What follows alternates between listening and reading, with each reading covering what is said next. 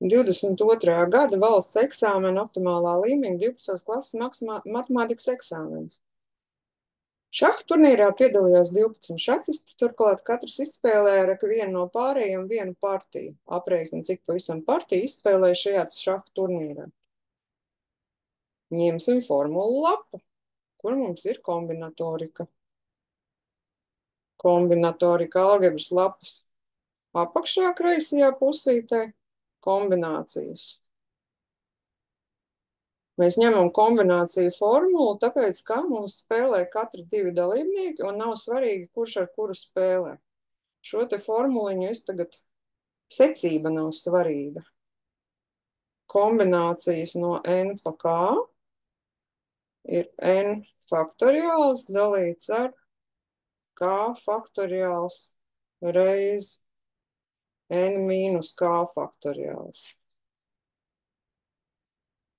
Un, ja gadījumā kāds ir aizmirsis, kas tad mums īstenībā ir faktoriāls, teiksim, 3 faktoriāls nozīmē, ka jāizrēķina 1 reiz 2 reiz 3.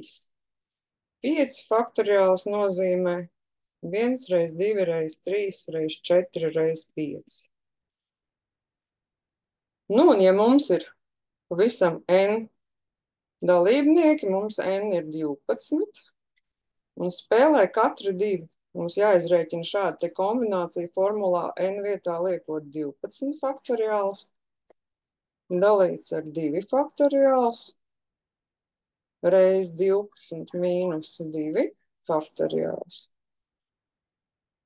Nu, tagad padomāsim, kas mums tas sanāk. 2 faktoriāls ir 1 reiz 2, tas ir 2. 12 mīnus 2 ir 10 faktoriāls. Un mums gribētos, lai mēs augšā redzam arī 10 faktoriālu. Un tas ir 10 faktoriāls reiz 11 reiz 12. Un šis skaitītājs ir tas pats, kas 12 faktoriāls. Mums ir ērti, jo mēs varam saīsināt. Ņemam kalkulātoru vai rēķinam galvā. 11 reiz 12 dalīts ar 2. Ir 132 dalīts ar 2. Ir 66.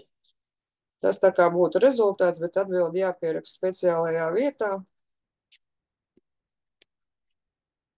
Ja 12 šahisti piedalījās, tad katri divi izspēlēs 66 atšķirīgas partijas. Un tagad ir liriskā atkāpe, 23. uzdevums, paskaidro, kas ir divu kopu šķēlums.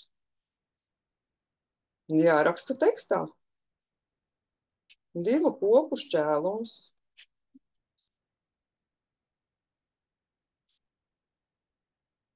Ir. Un nav jādomā, kā te jāformulē, jo galvenais prasīs divu kopu šķēlums, rakstam divu kopu šķēlums ir. Un, protams, ka tā ir kopa, kuru veido un precīzi jāraksta, nedrīkst muļķības rakstīt un saīsināt. Visi elementi, kas pieder gan vienai kopai,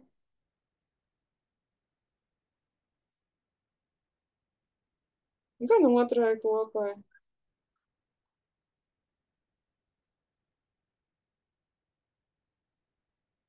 Ja ļoti gribās, var pierakstīt vēl klāt, un citu elementu šajā kopā nav.